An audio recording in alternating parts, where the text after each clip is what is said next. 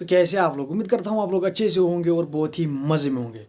तो भाई साहब, हिस्ट्री में पहली बार हमने सुना है कि फॉग की वजह से मैच कॉल्ड ऑफ कर दिया गया। तो भाई साहब, हिस्ट्री में पहली बार, वो भी इंडिया में, मैच कॉल्ड ऑफ कर दिया गया। क्यों? क्योंकि धुन इतनी ज़्यादा थी, पोल्यूशन इतना ज़्यादा था कि भाई साहब उसकी वजह से मैच रोक दिया गया। आपने ये कभी सोचा होगा कि भाई साहब धुन की वजह से भी मैच रोका जाएगा? लिटरली शाम से इसका इंतज़ार किया गया कि यहाँ से भाई ये बादल लाइक जो धुन होती है भाई साहब, फॉग होती है, ये छटक जाए, लेकिन नहीं, ये वही रही, ये वही रही, और भाई साहब पोल्यूशन बढ़ता गया एंड मैच कॉल्ड ऑफ कर दिया गया।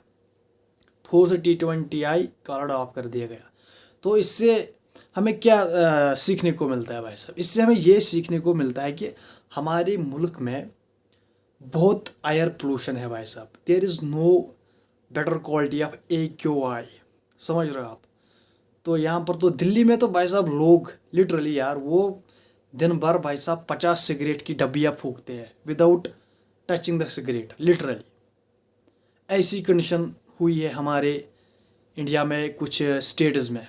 तो इस पे गवर्नमेंट को काफ़ी सारा काम करना पड़ेगा। लेकिन भाई साहब हमारे यहाँ पर जो लीडर्स हैं वो घूमते हैं इन इन महीनों में, वो बाहर जाते हैं घूमने के लिए, एंड सफ़र कौन करता है भाई साहब? वो करता है आम लोग, आम आदमी भाई साहब सफ़र करता है, वो मरता है इस धुएं से। तो कहने को तो ये आसान बात है कि भाई साहब फॉग की वजह से मैच कॉल्ड ऑफ कर दिया गया, लेकिन आप ये सोचो, जो जो इस फॉग में मतलब सांस ले रहा होगा भाई साहब, उसको क्या हुआ होगा? वो सिगरेट को बिना छुए भाई साहब 50 सिगरेट पीता है। तो भाई साहब this is very unfortunate. Government को कुछ अच्छे स्टेप्स लेने चाहिए इसके लिए, तो ताकि ये थोड़ा कम हो जाए। लेकिन नहीं, यहाँ पर कौन किसकी पड़ी है भाई साहब? यहाँ पर सब माल मिलना चाहिए हर किसी को भाई साहब, फिर काम सबका चलेगा लिटरली। तो यहाँ पर गवर्नमेंट रिस्पॉन्सिबल है, बिकॉज आपने लखनऊ में आज देखा कि फॉग की वजह से मैच कॉल्ड ऑफ कर दिया गया। लेकिन अगर आपने दिल्ली का AQI देखा होगा भाई साहब, लिटरली सीवियर कंडीशन पे है वो। समझ रहे हो आप? तो दिस इज़, यहाँ पर तो सबको पता है कि भाई साहब गवर्नमेंट कुछ कर ही नहीं पा रही है इसके लिए।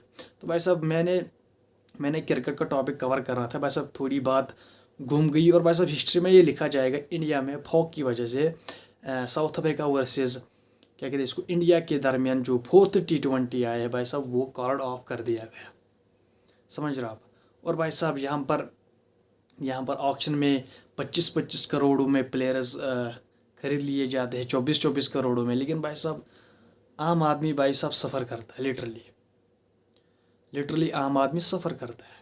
तो भाई साहब देखते हैं क्या होता है आगे। और भाई साहब बात करेंगे Australia versus England third test. समझ रहे हो आप? Australia versus England third test, इसमें कुछ कंट्रोवर्सी हुई है। एलेक्स कैरी जो आई थिंक 70s पर आउट हो गया था, लेकिन जब अल्ट्रा एज दिखाई गई उस पर, उसने जब बॉल बैट के क्लोज थी भाई साहब, वहाँ पर उसने अल्ट्रा एज नहीं दिखाई। जब बॉल थोड़ा पास बैट के पास बैट को क्रॉस कर गई तो भाई साहब वहाँ पर फिर अल्ट्रा एज दिखी। लेकिन यहाँ पर अंपायर भी कंफ्यूज हुआ कि जब बॉल बैट के करीब होती है तो भाई साहब वहाँ पर नो अल्ट्रा एज, लेकिन जब बॉल थोड़ा बैट के आगे जाती है तो भाई साहब अल्ट्रा एज दिखती है। तो भाई साहब अंपायर ने उसे नॉट आउट करार दिया। लेकिन फिर एलेक्स कैरी से पूछा गया कि भाई साहब आपको क्या लगा? उसने बोला कि भाई साहब मुझे लगा कि एज लगी है, फेदर लगा है। लेकिन जब वहाँ पर नॉट आउट आया तो मेरा तो यही काम था कि मैं क्रीज पे रहूँ। तो भाई साहब उसकी वजह से ऑस्ट्रेलिया ने 300 प्लस स्कोर किया, और भाई साहब एलेक्स कैरी ने 100 आई थिंक 104-5 रन उसने किए। तो भाई साहब ऑस्ट्रेलिया इज़ गोइंग वेल। और भाई साहब उस्मान ख्वाजा को इन्होंने बाहर बिठाया था, एंड उस्मान ख्वाजा ने आज डिलीवर कर दिया भाई साहब, उसने 82 रन बना लिए।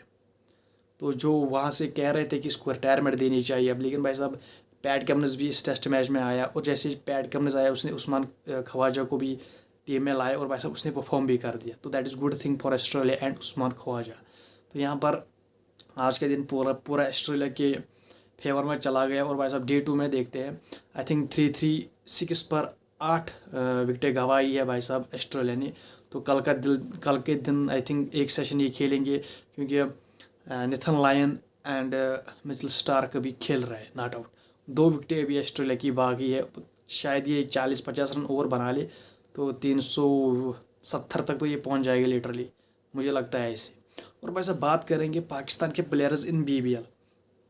शाहीन फेल हो गया, बाबर 2 मैचों में फेल, रिजवान फेल। यहाँ पर परफॉर्म किया है भाई साहब शादाब खान ने, उसने कुछ 30-45 रन बनाए 24 गेंदों पे एंड उसने आई थिंक 2 विकेटें ली थी उस मैच में। बाबर का आज मैच था भाई साहब, उसने 10 गेंदों पे आई थिंक 9 रन उस बंदे ने बनाए। और भाई साहब शाहीन ने 1 ओवर में आई थिंक 4 भीमर के 2 भीमर उसने मारे। उसने बॉलर को उसको लगा था मैं बॉलर को मार ही दूंगा, तो भाई साहब 2 ओवर में उसने 40+ रन खाए, उसको फिर अटैक से हटा दिया गया।